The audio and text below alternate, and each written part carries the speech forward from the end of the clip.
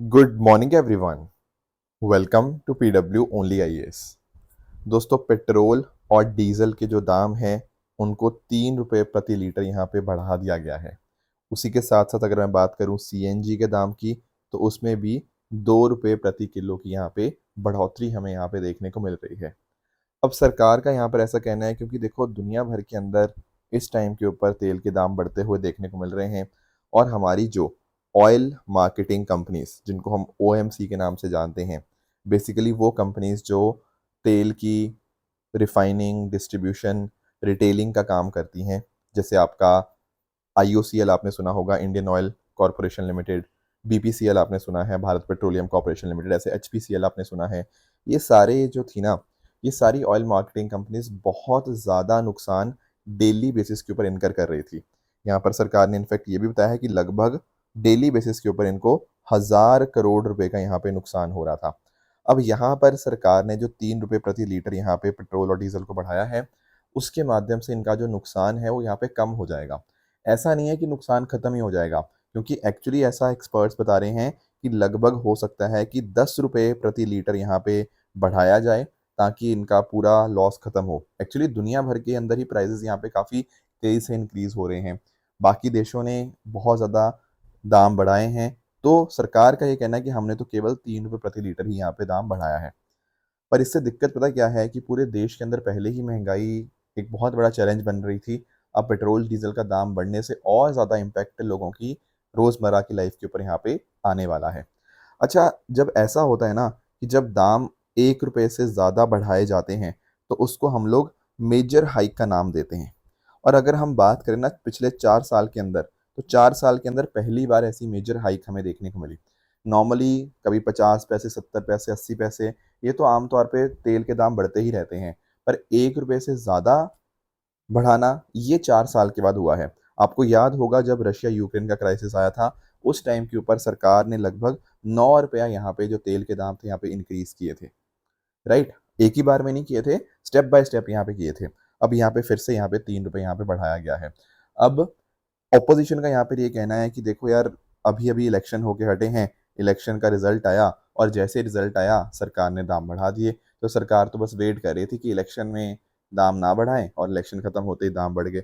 और ये हिस्ट्री रही है, देखो हमेशा अगर आप पास में भी जाओगे तो जैसे ही इलेक्शन खत्म होते हैं ना, तो वैसे ही दाम बढ़ जाते हैं।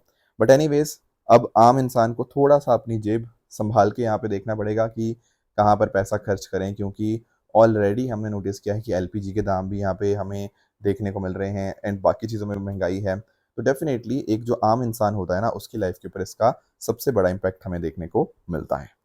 दोस्तों, डेट है आज की 16 मई 2026, एंड आप सभी का स्वागत है आज के प्रीलिम बूस्टर न्यूज़ डिस्कशन में। स्टार्ट करेंगे। हमारा जो पहला टॉपिक है वो है LEAPS award 2025 and LEADS report 2025। ये क्या होती है, इनको हमें समझना है। पर इसको समझने से पहले हमें लॉजिस्टिक वर्ड का मतलब समझना पड़ेगा कि लॉजिस्टिक्स होते क्या है। देखो, अगर आपने इकोनॉमी पढ़ी हुई है तो आपको लॉजिस्टिक्स का मीनिंग बहुत अच्छे से पता होगा। बट ट्रस्ट मी, बहुत सारे बच्चे इसको गलत तरह से लेते हैं। काफ़ी सारे बच्चे ना लॉजिस्टिक को सिर्फ और सिर्फ ट्रांसपोर्टेशन मान लेते हैं। ऐसा नहीं है। लॉजिस्टिक्स का मीनिंग पता क्या है कि मान लो कहाँ पर गुड्स प्रोड्यूस हो रही हैं और कैसे वो अपने एंड कंज्यूमर तक यहाँ पर पहुँच रही हैं। इसके बीच में हमारी सारी चीज़ें, इनफैक्ट प्रोडक्शन के टाइम के ऊपर भी, कि क्या सही मात्रा में हैं, सही टाइम के ऊपर हैं, और कम से कम कॉस्ट में ये जो वस्तुएं हैं ये मूव होनी चाहिए। All this things come under logistic. तो यानी कहने का मतलब कि ट्रांसपोर्टेशन तो आएगा ही आएगा, वस्तुएं कैसे एक जगह से दूसरी जगह लेके जानी है, plus at the same time उनको वेयर हाउसेज में स्टोर करना, क्योंकि देखो स्टोरेज भी एक इंपॉर्टेंट कंपोनेंट बन जाता है लॉजिस्टिक का। फिर उनको पैकेजिंग करना, उनकी उनकी इन्वेंट्री को मैनेज करना, ठीक है, वो सही ढंग से मूव हो पाएँ। ये हर एक चीज़, लोड करना, अनलोड करना, सप्लाई चेन मैनेज, ये हर एक चीज़ आपकी लॉजिस्टिक के अंतर्गत यहाँ पे आ जाती है। अब भारत की अगर हम बात करें लॉजिस्टिक सेक्टर की, तो भारत ने अपने लॉजिस्टिक सेक्टर को इम्प्रूव करने के लिए बहुत सारे स्टेप्स लिए हैं। जैसे फॉर एग्जांपल, हम अच्छी सड़कें, हम अच्छा इंफ्रास्ट्रक्चर बना रहे हैं। फिर डिजिटाइजेशन, जैसे आपने नोटिस किया होगा कि अब हर जगह हम टेक्नोलॉजी का इस्तेमाल करने लग गए हैं, ठीक है ना। इसके अलावा अगर हम बात करें, हमारा जो पीएम गति शक्ति नेशनल मास्टर प्लान है वो भी इसमें आ जाता है। एनएलपी हमारा है, नेशनल लॉजिस्टिक पॉलिसी। ये सारे हमारे अलग अलग इनिशिएटिव हैं।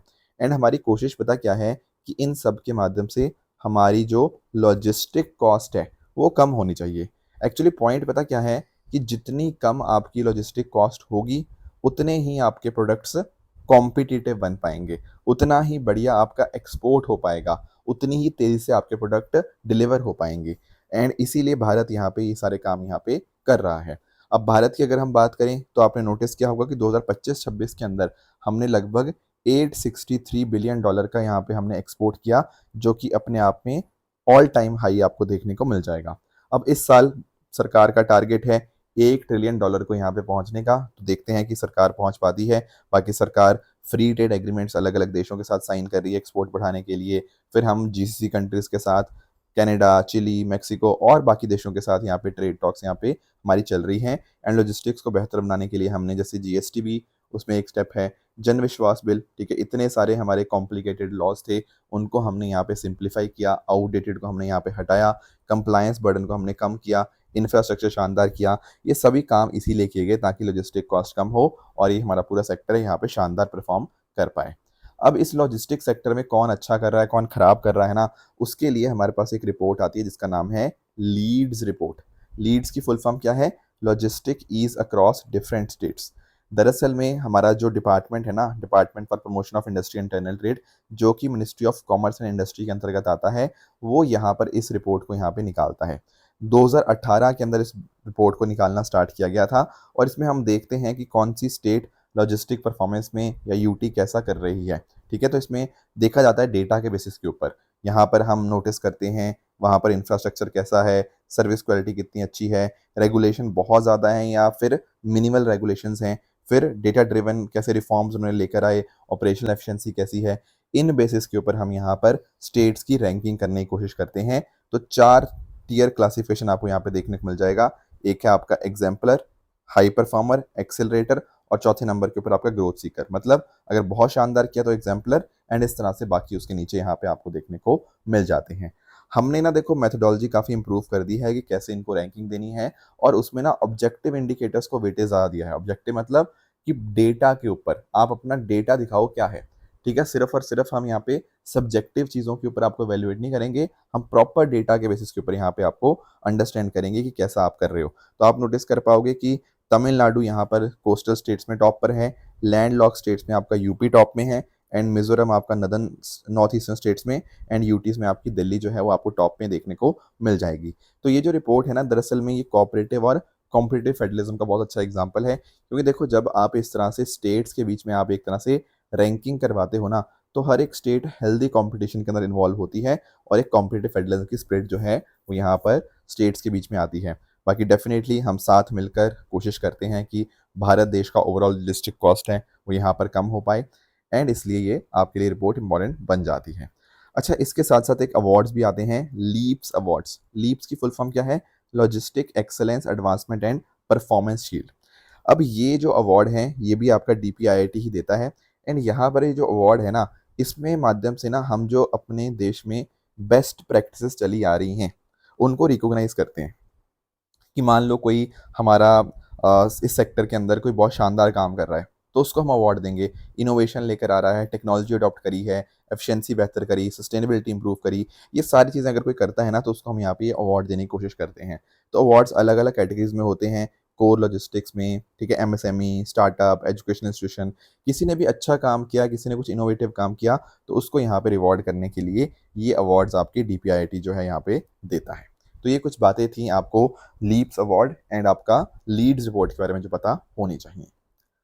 आगे चलेंगे दोस्तों, नेक्स्ट टॉपिक हमारे सामने है बिरसा 101। अब इसको समझते हैं कि आखिर ये है क्या। पर इसको समझने से पहले ना हमें ना कई वर्ड्स हमें यहाँ पे समझने पड़ेंगे। सबसे पहले एक काम करते हैं, सबसे पहले हम समझते हैं सिकल सेल डिजीज को। देखो यहाँ पर आप पिक्चर में देखना, देखो होता पता क्या है, नॉर्मली अगर मैं बात करूं हमारे आरबीसीज की, जो रेड ब्लड सेल्स होते हैं वो इस तरह से सर्कुलर शेप के होते हैं थोड़े, ठीक है ना। अब क्योंकि ये सर्कुलर टाइप्स के होते हैं, राउंड होते हैं, तो ये आराम से हमारी ब्लड वेसल में मूव कर जाते हैं, कोई परेशानी नहीं आती, ठीक है। पर मान लो अगर इनकी शेप बदल गई, शेप मतलब कैसी होगी? शेप इस तरह से आपकी सिक्कल सेल टाइप्स की होगी, मतलब सिक्कल टाइप्स की शेप होगी। आज जो आपका या फिर आप इसको क्रिसेंट शेप भी आप इसको कह सकते हो।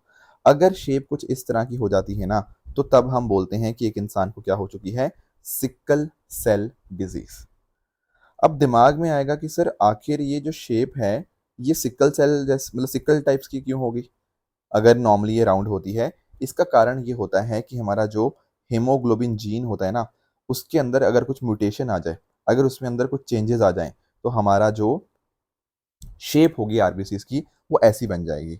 अब इससे दिक्कत क्या होती है, इससे दिक्कत होती है आपकी अनीमिया के कॉन्टेक्स्ट में, क्योंकि आप नोटिस करो, जब ये फ्लो ही ढंग से नहीं करेगा, ब्लड फ्लो ब्लॉक होता रहेगा, तो अनीमिया हो सकता है, आपको थकावट हो सकती है, आपके ब्लॉकेजेस आ जाती हैं आपके ब्लड वेसल के अंदर, ठीक है ना, दर्द होता है, ऑर्गन को डैमेजेस मिलते हैं, ये सारी चीजें हो जाती हैं आपकी सिकल सेल डिजीज के कॉन्टेक्स्ट में। अब सवाल आता है कि कोई तरीका है क्या इसको ट्रीट करने का। देखो आप खुद समझो, यहाँ पर मैंने बताया ना दिक्कत क्यों हुई थी, क्योंकि जीन में कुछ चेंजेस आ गए थे। तो अगर हम इस खराब जीन को हटा दें, उसको काट दें और उसको सही जीन के साथ रिप्लेस कर दें, क्या ये प्रॉब्लम सॉल्व नहीं होनी चाहिए? बिल्कुल। और इसके लिए एक बहुत इंपॉर्टेंट सोल्यूशन क्या आता है, क्रिस्पर कैस9। पढ़ा है आप लोगों ने साइंस टेक्नोलॉजी के अंदर। क्या होता है क्रिस्पर कैस9 के अंदर? देखो क्रिस्पर कैस9 में ये बात समझना, जो कैस9 है ना, कैस9, ठीक है, ये बेसिकली अगर मैं क्रिस्पर कैस9 की ओवरऑल बात करूं, तो ये जीन एडिटिंग की ही एक टेक्नोलॉजी है। जीन को एडिट करने की एक टेक्नोलॉजी है जो कि मॉलिक्यूलर सीजर की तरह काम करती है, यानी कि एक कैंची की तरह यहाँ पर ये काम करती है। समझ पाए इस चीज को? तो क्या करेगा क्रिस्पर कैस9, जो भी दिक्कत देने वाला डीएनए है, उसको आइडेंटिफाई करना, उसको काटना और उसको सही वाले डीएनए के साथ रिप्लेस कर देना, यही है आपका क्रिस्पर कैस9। जो कैस9 है ना, वो होता है मॉलिक्यूलर सीजर, वो सीजर की तरह काम करता है जो डीएनए को काटता है। और क्रिस्पर ये स्पेशल डीएनए सीक्वेंस होते हैं जो कि यहाँ पे आपकी बॉडी में देखने को मिल जाते हैं, ठीक है। तो इस तरह से ये क्रिस्पर कैस9 यहाँ पे काम करता है। अब पॉइंट पता क्या है, ये जो हमने बिरसा 101 की मैं बात कर रहा हूँ, ये और कुछ नहीं, ये एक क्रिस्पर कैस9 बेस्ड जीन थेरेपी ही है। यानी कि जिन लोगों को सिकल सेल डिजीज है ना, उसको ट्रीट करने का तरीका क्या है, बिरसा 101। अब दो सवाल आपके अंदर आएंगे, सर ये तो पहले भी एग्जिस्ट करता था। देखो एक्चुअली पॉइंट पता क्या है, जो बिरसा 101 है ना, ये पहली इंडिजीनियस थेरेपी है। इंडिजीनियस मतलब ये भारत के अंदर बनी है, तो ये आत्मनिर्भर भारत को यहाँ पे सपोर्ट करती है। और अब हमें यहाँ पर सिकल सेल डिजीज के लिए हमें यहाँ पे इम्पोर्टेड थेरेपीज के ऊपर डिपेंड नहीं होना पड़ेगा। दूसरी बात पता क्या है, ये जो सिकल सेल डिजीज है ना, ये आम तौर के ऊपर देखा गया है कि जो हमारे ट्राइबल लोग हैं ना, हमारे ट्राइबल भाई बहन हैं, उनके अंदर यहाँ पे ज़्यादा प्रेवलेंट देखने को मिलती है सिकल सेल डिजीज। और ये महंगा भी होता है इसको ट्रीट करना। बट ये जो बिरसा 101 हमने यहाँ पे बनाया है ना, ये भगवान बिरसा मुंडा जी, जो कि ट्राइबल के सबसे बड़े आइकन हमें देखने को मिलते हैं, उनके नाम के ऊपर यहाँ पे इसका इनिशिएटिव का नाम रखा गया है। और यहाँ पर ये जो इंडिजिनियसली हमने यहाँ पे टेक्नोलॉजी बनाई है, ये कंपैरेटिवली काफ़ी ज़्यादा सस्ती है, और इससे हमारे जो ट्राइबल भाई बहन हैं, उनको यहाँ पर मदद मिलेगी इस सिकल सेल डिजीज का ट्रीटमेंट यहाँ पे लेने के लिए। समझ पाए? तो बहुत ही अफोर्डेबल ट्रीटमेंट हमने यहाँ पे इसको रखने की कोशिश करी है। बाकी सरकार यहाँ पर फाइनेंशियल असिस्टेंस देगी लगभग 3.25 करोड़ का, मिनिस्ट्री ऑफ ट्राइबल अफेयर्स की मदद से। और ये बात आपको आई होप बिरसा 101 के बारे में समझ आई होगी। अब इसमें ना एक चीज़ और है, एक्चुअली पॉइंट पता क्या है, कि जो मिनिस्ट्री ऑफ ट्राइबल अफेयर्स ने जो वर्कशॉप ऑर्गेनाइज करी थी, ये जनजातीय गरिमा उत्सव 2026 के सेलिब्रेशंस के कॉन्टेक्स्ट में करी थी। अब सवाल आता है कि ये जनजातीय गरिमा उत्सव ये क्या है? होता पता क्या है कि हम अपनी जो ट्राइबल कम्युनिटीज़ हैं, उनका देश के लिए जो कंट्रीब्यूशन है, हम उनको रिकॉग्नाइज करते हैं, हम उनको ऑनर करते हैं। ट्राइबल का जो शानदार कल्चर है, उसको हम दुनिया के सामने शोकेस करते हैं। भगवान बिरसा मुंडा जैसे जो ट्राइबल फ्रीडम फाइटर्स थे, उनको हम दुनिया के सामने हाईलाइट करने की कोशिश करते हैं। उसी लिए यहाँ पर 1 महीने लंबी यहाँ पे सेलिब्रेशंस चलती हैं, जो कि विकसित भारत की तरफ 2047 तक हमारे ट्राइबल्स का कितना इंपॉर्टेंट रोल रहने वाला है, उस चीज़ को यहाँ पे शोकेस किया जाता है। वही है जनजातीय गरिमा उत्सव 2026। और जो पहला वीक है वो टेक्नोलॉजी को यहाँ पे डेडिकेट होता है, और उसी में यहाँ पर ये बिरसा 101 के बारे में बातचीत हुई कि कैसे हम हम सिकल सेल डिजीज को ट्रीट कर सकते हैं एक इंडिजिनस टेक्नोलॉजी के माध्यम से। तो डेफिनेटली टॉपिक आपके लिए बहुत ज़्यादा इंपॉर्टेंट बन जाता है। आगे चलेंगे दोस्तों, अगला टॉपिक हमारे सामने है, दैट इज एक और डिजीज के बारे में ही है, India's first Alzheimer disease modifying therapy. थोड़ा इसको भी समझेंगे कि आखिर ये मुद्दा क्या है। देखो, दो वर्ड्स मैं आपको समझाना चाह रहा हूं। एक वर्ड होता है डिमेंशिया और एक है आपका अल्जाइमर डिजीज। बहुत सारे बच्चे इन दोनों में कंफ्यूज रहते हैं। देखो, जब मैं बात करता हूँ ना अल्जाइमर की, ये पहले डिमेंशिया की बात कर लेते हैं। जब मैं बात करता हूँ डिमेंशिया की, डिमेंशिया कुछ नहीं है, ये कुछ सिम्टम्स को दर्शाता है। कैसे सिम्टम्स? जैसे कई बार आपने देखा होगा कि एक इंसान की मेमोरी धीरे धीरे करके जाने लग जाती है, उसको रोजमर्रा की चीजों के अंदर बहुत ज्यादा कंफ्यूजन होती है, राइट। बोलने के अंदर कई बार दिक्कत आती है, कई बार किसी इंसान के हाथ भी कांप सकते हैं, ठीक है ना। तो बहुत बेसिक चीज़ों के अंदर उनको ना परेशानियां लग जाती है। कई बार इंसान नाम भूलने लग जाता है अपने आसपास के लोगों के ही। कई बार चश्मा रख के भूल जाते हैं कि मुझे पता नहीं मुझे चश्मा कहाँ रखा था। ये सारे सिम्टम्स हैं, ठीक है, दिस आर सिम्टम्स। पर जब मैं बात करता हूँ ना अल्जाइमर डिजीज की, ये एक स्पेसिफिक आपको ब्रेन, आपके दिमाग की आपको डिजीज देखने को मिल जाती है, जिसमें आपके जो दिमाग के सेल्स हैं वो डैमेज होने लग जाते हैं। समझ पाए? और यही एक बहुत बड़ा कारण बन जाता है डिमेंशिया का। धीरे धीरे यहाँ पर आपकी मेमोरी लॉस होने लग जाएगी, आपकी सोचने की क्षमता आपकी कम होने लग जाएगी। समझ पाए? तो ऐसा समझो कि डिमेंशिया एक तरह के सिम्टम है, अल्जाइमर डिजीज एक स्पेसिफिक आपकी डिजीज है, एक स्पेसिफिक दिमाग की डिजीज है जो बहुत इंपॉर्टेंट कारण बन सकती है डिमेंशिया होने का। तो अगर हम बात करें दुनिया भर की, तो लगभग 8.8 मिलियन लोग दुनिया भर के अंदर, सॉरी इंडिया के अंदर, I am very sorry, India के अंदर यहाँ पर अल्जाइमर डिजीज के साथ यहाँ पर इफेक्टेड हैं। और ये नंबर लगभग 16 या 17 मिलियन बन जाएगा बाय 2036। अब इसको ट्रीट करना बहुत बहुत ज़्यादा इंपॉर्टेंट है, और इसीलिए हमने यहाँ पर भारत ने खुद की पहली अल्जाइमर डिजीज मॉडिफाइंग थेरेपी यहाँ पे लॉन्च करी है विद द डोनानेब, ठीक है, इस नाम के साथ, under the brand name of लोरमालजी। ठीक है, ये हमने यहाँ पे अपनी पहली अल्जाइमर डिजीज मॉडिफाइंग थेरेपी जो है यहाँ पे रिलीज करी है।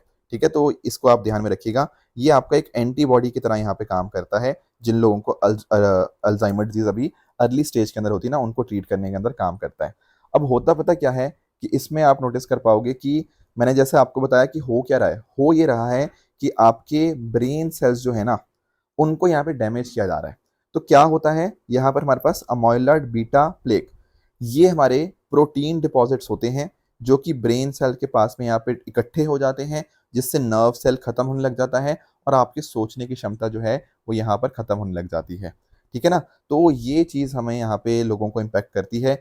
एंड इस तरह से हम चाहते हैं कि ये हमारी जो पहली disease modifying Alzheimer disease modifying therapy है, इसके माध्यम से हम लोगों तक ये ड्रग पहुंचा पाएं। ये दरअसल में आईवी फ्लूइड की तरह यहाँ पे दी जाती है, और यहाँ पर हर 4 हफ्ते में एक बार इसको देना होता है, और लगभग 18 महीने का ये ट्रीटमेंट होगा। एंड इस माध्यम से होगा पता क्या, कि ये जो आपके प्रोटीन डिपॉजिट्स हो रहे थे, ब्रेन सेल को डैमेज कर रहे थे, उस चीज़ को यहाँ पर ये काफ़ी हद तक कम कर देता है, अगर अर्ली स्टेज पेशेंट है तो। जो हमारे पास ट्रायल्स आए हैं उनमें यहाँ पे ये दिखाया है कि लगभग 35% से जो आपका कॉग्निटिव डिक्लाइन है वो स्लो हो जाता है। एंड इस वजह से इम्पैक्ट तो आता है, पर इम्पैक्ट बहुत धीरे धीरे लोगों के ऊपर आता है। पर हालांकि इस चीज़ से थोड़ा खतरा भी हो सकता है, ब्रेन स्वेलिंग हो सकती है, ब्लीडिंग हो सकती है, बट डेफिनेटली रिस्क के साथ साथ यहाँ पे जो इसका फ़ायदा भी हमें देखने को मिल रहा है वो यहाँ पे डेफिनेटली बहुत ही ज़्यादा अच्छा है। पर इसमें कुछ चैलेंजेस भी लोगों ने हाईलाइट किए हैं। पहली चीज़ तो ये है कि देखो, ये ट्रीटमेंट है 18 महीने चलेगा, और लगभग हर 4 हफ्ते में एक बार आपको ये देना होगा, और एक वायल की कॉस्ट लगभग 90,000 के आसपास है। तो भाई ये तो बहुत महंगा है। महीने में एक बार आपका इतना खर्चा हो रहा है और 18 महीने तक ये ट्रीटमेंट चलेगा, तो ये महंगा है कंपैरेटिवली। ठीक है ना। और दूसरी बात अगर हम बात करें, तो यहाँ पर आपको अच्छे से उन्हीं लोगों पे ज़्यादातर काम करेगा जो अभी अर्ली स्टेज के अंदर हैं। अगर कोई पर्सन अल्जाइमर डिजीज़ के काफ़ी लेटर स्टेज में चल रहा है ना, तो उसके लिए उतना इफेक्टिव यहाँ पर ये नहीं देखने को मिलेगा। That is another thing, right. And इसके अलावा आपको बहुत प्रॉपर ढंग से मॉनिटरिंग करनी पड़ेगी कि उस पेशेंट के ऊपर कितना इम्पैक्ट आया। तो ये सारी चीज़ें आपको यहाँ पे थोड़े से इसके चैलेंजेस देखने को मिल जाते हैं। तो ये बातें थी अल्जाइमर के बारे में जो हमें पता होनी चाहिए। और ध्यान रखना, इसको कोई प्रॉपर क्यूर नहीं है अल्जाइमर्स का। यहाँ पर बस हम क्या कर सकते हैं, जो ये तेज़ी से आप भूल रहे थे बातें, तेज़ी से आपको अल्जाइमर डिजीज़ इम्पैक्ट कर रही थी, उसको स्लो डाउन ये कर देता है। और ध्यान रखना, ये दिमाग का डिसऑर्डर है, न्यूरो डिजनरेटिव डिसऑर्डर आपको देखने को मिल जाएगा। आगे आएंगे दोस्तों। नेक्स्ट टॉपिक हमारे सामने है मिजोरम जिंजर मिशन। सबसे पहले एक काम करते हैं, हम मीज़ो जिंजर के बारे में पढ़ लेते हैं। देखो, मिजोरम की ना जो जिंजर है, जो अदरक है, वो बहुत ही शानदार माना गया है और इसीलिए इसको यहाँ पे जीआई टैग का दर्जा भी दिया गया है। एक्चुअली पॉइंट पता क्या है, ये जो मीज़ो जिंजर है ना, इसको बहुत सारी दवाइयों के अंदर भी इस्तेमाल किया जाता है। क्यों? क्योंकि इस मीज़ो जिंजर के अंदर होता है ओलियोरेजिन, 6 to 8% ओलियोरेजिन।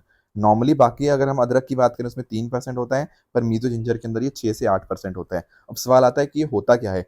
देखो, ये एक नेचुरल पदार्थ है जो कि आपके अलग-अलग मसालों में या जिंजर या प्लांट्स में पाया जाता है, और इसमें आपको कुछ इंपॉर्टेंट ऑयल्स, इसका बहुत अच्छा अरोमा, और इसमें आपकी मेडिसिनल प्रॉपर्टीज़ और इसमें अच्छी स्मेल होती है।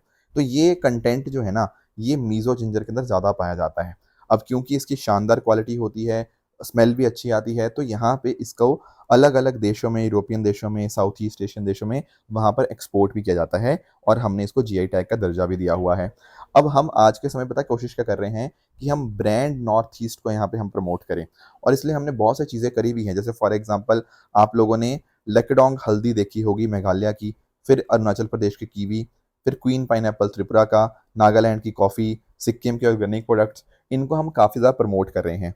उसी तरह से हमने अब सोचा है कि जो मीज़ो जिंजर है ना, वो बहुत ही शानदार है, इसीलिए हमारी जो ministry of development of north east region है, जो डोनर मिनिस्ट्री है ना हमारी, उसने यहाँ पर मीज़ो जिंजर मिशन जो है यहाँ पे स्टार्ट किया है। अब इसमें होगा क्या, हम हमारे जो किसान हैं, नॉर्थ ईस्ट के हमारे जो किसान हैं, हम उनको जोड़ेंगे, हम कोशिश करेंगे कि जिंजर वैल्यू चेन और ज़्यादा यहाँ पे शानदार हो पाए, plus at the same time ginger की कल्टीवेशन, प्रोसेसिंग, ब्रांडिंग, ये बहुत शानदार करेंगे ताकि इनको और भी ज़्यादा हम यहाँ पे एक्सपोर्ट कर पाएँ। तो 4 चीज़ों के ऊपर ये मिशन काम करेगा: convergence, value addition, branding, market integration. अब इसमें ना पता क्या होगा, प्रोसेसिंग के ऊपर ध्यान दिया जाएगा। मैं आपको समझाता हूँ। एक ना हब एंड स्पोक मॉडल होता है। यहाँ पे मान लो 3 स्पोक्स होंगे, यहाँ से आपका जिंजर किसानों से कलेक्ट किया जाएगा, बेसिक प्रोसेसिंग हो जाएगी, और यहाँ पर हब के पास जाके ना, यहाँ पर बड़े लेवल के ऊपर उस जिंजर की प्रोसेसिंग होगी, उससे बहुत सारी चीज़ें यहाँ पे बन पाएंगी। तो हम प्रोसेसिंग के ऊपर, पोस्ट हार्वेस्ट मैनेजमेंट के ऊपर यहाँ पे ध्यान देंगे। लगभग 20,000 किसानों को यहाँ पर जोड़ा जाएगा इस वैल्यू चेन सिस्टम के साथ। एंड डेफिनेटली इस मिशन के अंदर आपका जो नबार्ड है वो भी यहाँ पे कोलैबोरेट कर रहा है, Indian council of agriculture research जो ICAR है वो भी, एंड इस तरह से आपकी जो APEDA, agriculture and processed food export development authority, ये सब मिलकर यहाँ पे काम करेंगे ताकि किसानों की इनकम बढ़े, है ना, पोस्ट हार्वेस्ट जो नुकसान होता है उसको हम यहाँ पे कम कर पाएँ, और नॉर्थ ईस्ट इंडिया के अंदर भी अच्छी अच्छी हम प्रोसेसिंग फैक्ट्रीज यहाँ पे लगा पाएँ। इन सब चीज़ों के लिए आपको यहाँ पर ये देखने को मिल जाएगा, ये जो मिशन है। एंड डेफिनेटली ये ब्रांड नॉर्थ ईस्ट विजन का ही ये पार्ट आपको देखने को मिल जाता है। इनफैक्ट ना, यहाँ का जिंजर इतना पॉपुलर है कि नीति आयोग ने मिजोरम को जिंजर कैपिटल ऑफ इंडिया का यहाँ पे दर्जा दिया हुआ है। आगे आएंगे दोस्तों, अगला टॉपिक हमारे सामने है, Nicobarese oppose proposal for 3 wildlife sanctuary. मैं आपको समझाता हूँ। देखो, कई बार ना प्रीलिम बूस्टर के अंदर ही हमने ग्रेट निकोबार प्रोजेक्ट के बारे में डिस्कशन किया है। आपको पता है ये है यहाँ पे नीचे ग्रेट निकोबार आइलैंड। अब ग्रेट निकोबार आइलैंड के ऊपर ना हम बहुत बड़ा इंफ्रास्ट्रक्चर बनाने की कोशिश कर रहे हैं, और इसके ना पर्पस पता क्या है, इसके पर्पस मल्टीपल हैं। एक तो है, हम चाहते हैं कि यार हमारे ना डिफेंस जो है वो अच्छा हो पाए। एक्चुअली पॉइंट पता क्या है कि अंडमान निकोबार की लोकेशन बहुत ही ज़्यादा स्ट्रेटेजिक बन जाती है, और इसीलिए हम यहाँ पे अपने डिफेंस को बेहतर बनाना चाहते हैं। बाकी उसके अलावा अपने ट्रेड के लिए, लॉजिस्टिक के लिए, वो सारी चीज़ें हम यहाँ पे इंप्रूव करने की कोशिश कर रहे हैं। इसीलिए हम ग्रेट निकोबार प्रोजेक्ट को यहाँ पे हम बना रहे हैं। अब इसमें बहुत सारी चीज़ें हैं। एक तो है आपका इंटरनेशनल कंटेनर ट्रांसशिपमेंट टर्मिनल। मान लो कहीं से कहीं शिप जारी है, उसको बीच में कहीं पर रुकना है, कुछ यहाँ पे उसमें से सामान लोड अनलोड करना है, तो वो हर एक चीज़ यहाँ पर पॉसिबल हो पाएगी आपके ग्रेट निकोबार प्रोजेक्ट के ऊपर, जो हम ये टर्मिनल यहाँ पे बना रहे हैं। कहाँ पर बनेगा ये ग्लेथिया बे में यहाँ पे आपका टर्मिनल बनेगा, और इसकी हैंडलिंग कैपेसिटी लगभग 16 मिलियन 20 फुट इक्विवेलेंट। ये TEU जो होता है ना, it stands for 20 foot equivalent unit. Basically जब आपकी शिप की कैपेसिटी हम यहाँ पे देखते हैं, या जो हमारा पैकेज होता है, तो उसमें हम देखे जाते हैं कि वो सामान कितना बड़ा है। 20 फीट लॉन्ग अगर होता है ना, और 8 फीट वाइड होता है, 8.5 फीट लंबा, तो उसको हम TEU बोलते हैं। तो 16 मिलियन 20 फुट इक्विवेलेंट यूनिट की इसकी यहाँ पे कैपेसिटी होगी। फिर यहाँ पर हम एक एयरपोर्ट बनाएंगे, ग्रीनफील्ड। ग्रीनफील्ड मतलब बिल्कुल बेसिक से, बिल्कुल स्टार्ट से, बिल्कुल स्क्रैच से एक एयरपोर्ट बनेगा, और ये डुअल यूज़ होगा। मतलब जो आम इंसान है वो भी इस्तेमाल करेंगे, और डिफेंस के जो लोग हैं वो भी यहाँ पे इसको इस्तेमाल कर पाएंगे। और सरकार का ऐसा मानना है कि 2050 तक लगभग हर घंटे यहाँ पे 4,000 पैसेंजर यहाँ पे हैंडल करेगा। फिर इसके अलावा अगर मैं बात करूँ, तो यहाँ पर एक टाउन बनेगा, एक टाउनशिप डेवलपमेंट होगी, लगभग 3 से 4 लाख लोग वहाँ पे रहेंगे, ठीक है। तो अच्छा इंफ्रास्ट्रक्चर वहाँ पर होगा। फिर 450 mega volt ampere gas and solar based power plant भी यहाँ पे लगेगा। तो बहुत शानदार यहाँ पे काम करने की कोशिश की जा रही है। और यहाँ पर इसी प्रोजेक्ट के अंदर ना 3 सेंचुरीज भी बनाई जा रही हैं। कौन सी 3 सेंचुरीज? एक है आपकी लेदर बैक टर्टल सेंचुरी, ये आपका लिटिल निकोबार, ठीक है, ये जो लिटिल निकोबार है ना यहाँ पर बनाई जाएगी लिटिल निकोबार में। अब यहाँ पर आप लोग जानते होंगे ये आपका पिक्चर में है leather back turtle. Leather back turtle बहुत ही शानदार बन जाता है क्योंकि ये दुनिया का सबसे बड़ा सी टर्टल होता है। इसकी जो शेल है ना ये लेदर की होती है, ठीक है ना, और इसको IUCN में वल्नरेबल स्टेटस यहाँ पे मिला हुआ है एंड ये आपको अंडमान निकोबार के बहुत सारे बीचेस में देखने को मिल जाता है। तो लिटिल निकोबार आइलैंड के ऊपर ये बन रहा है जो कि एक छोटा सा आपको आइलैंड देखने को मिल जाएगा। फिर एक मेंचाल आइलैंड है, ठीक है, यहाँ पर आपकी मेगापोड सेंचुरी बन रही है। बेसिकली पता क्या है, यहाँ पिक्चर में देख पा रहे होंगे, ये आप जो पिक्चर है ना ये है आपकी निकोबार मेगापोड की। ये निकोबार मेगापोड, इसका IUCN स्टेटस भी आपको वल्नरेबल देखने को मिलता है। यहाँ पर ना ये मिट्टी का इस्तेमाल करके बड़े बड़े नेस्टिंग माउंट्स बनाता है, ठीक है, मेंचाल आइलैंड के ऊपर। तो वहां पर मेंचाल आइलैंड के ऊपर भी हम यहाँ पे ये मेगापोड सेंचुरी यहाँ पे बना रहे हैं, ठीक है ना। तो इसके अलावा एक आपका मेरियो आइलैंड है, यहाँ पर सरकार एक कोरल सेंचुरी यहाँ पे बना रही है। कोरल रीफ्स आप जानते होंगे, कोरल पॉलिप्स जो होते हैं, ठीक है। तो ये 3 सेंचुरीज यहाँ पे बनाने की कोशिश है सरकार की। पर जो लोकल लोग हैं उनको बिल्कुल पसंद नहीं आ रहा ये चीज़। क्यों नहीं आ रहा पसंद? उसका रीज़न यही है कि लोगों ने यहाँ पे ये बोला है कि भाई आपने यहाँ पर जो रेजिडेंट्स हैं उनको कंसल्ट नहीं किया, सेंचुरी बनाने से पहले आपने उनसे पूछा नहीं, जबकि पूछना ज़रूरी है। वहाँ पर जो गाँव है वो कितने इफेक्ट होंगे इससे, ये किसी ने पूछा ही नहीं। Plus at the same time forest right procedure बोलते हैं कि यहाँ पर आपको ट्राइबल काउंसिल से यहाँ पे आपको बिल्कुल उनसे आपकी परमिशन लेनी चाहिए, पर वो सारी चीज़ें आपने करी नहीं। फिर अगर हम बात करें ये जो मेंचल और मेरियो आइलैंड है, जहाँ पर आपका एक तो मेगापोड सेंचुरी बनेगी और आपका एक कोरल आपका सेंचुरी बनेगी, वहाँ पर आप नोटिस कर पाओगे कि वहाँ पर आम जो लोग हैं ना वो इन आइलैंड्स को वर्शिप करते हैं। यहाँ पर जो अलग अलग पेड़ हैं, यहाँ पर पत्थर हैं, वो उनके लिए भगवान के समान हैं।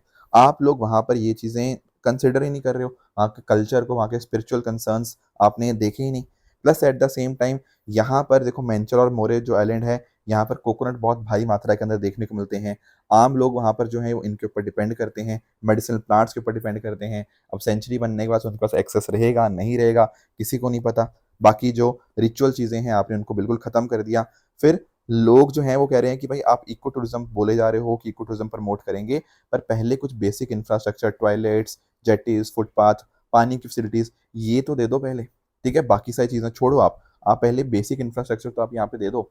तो पॉइंट यही है कि लोकल लोगों को बिल्कुल ये प्रोजेक्ट पसंद नहीं आ रहा है। लोकल लोग यहाँ पे इसके काफ़ी खिलाफ है क्योंकि वहाँ पर आम लोगों के साथ बातचीत करके प्रोजेक्ट यहाँ पे नहीं बन रहा। उनके जो रिचुअल्स हैं उनको यहाँ पे ध्यान में नहीं रखा जा रहा और इसीलिए यहाँ पर इतना ज़्यादा ऑपोजिशन यहाँ पे इन 3 वाइल्ड लाइफ सेंचुरी के कॉन्टेक्स्ट में यहाँ पे आ रहा है। आप लोग इस प्रोजेक्ट के बारे में क्या सोचते हैं? आप लोग ज़रूर कमेंट्स में बताइएगा। तो दोस्तों ये कुछ टॉपिक्स है जो आज हमें डिस्कस करने थे। अब रही बात ट्रू एंड फॉल्स स्टेटमेंट्स की, यहाँ आपके सामने कुछ स्टेटमेंट्स हैं, इनको आप पढ़िएगा, बताइएगा कौन सा सही है कौन सा गलत है।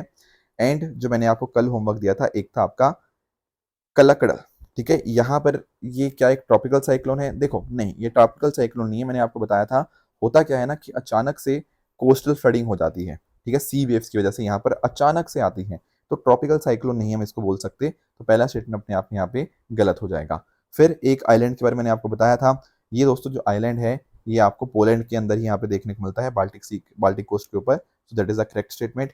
ई कोड प्रोजेक्ट की बात करें तो यस, इसका पर्पस यही है कि हम अपने कोर्ट प्रोसेस को डिजिटाइज करें, जल्दी से जल्दी हमारा जो जस्टिस डिलीवरी है वो फास्टन हो पाए। So that is also correct statement. और अगर हम बात करें जुडिशियल इंफ्रास्ट्रक्चर एडवाइजरी कमेटी, तो इसको हेड कौन कर रहे हैं? इसको हेड कर रहे हैं जस्टिस अरविंद कुमार, ना कि जस्टिस DY चंद्रचूड़ जी। तो चौथा स्टेटमेंट अपने आप में यहाँ पे गलत हो जाएगा। तो ये थी दोस्तों हमारी आज की डिस्कशन। इस तरह से आप लोग हार्डवर्क करिए। All the very best. Thank you so much. जय हिंद।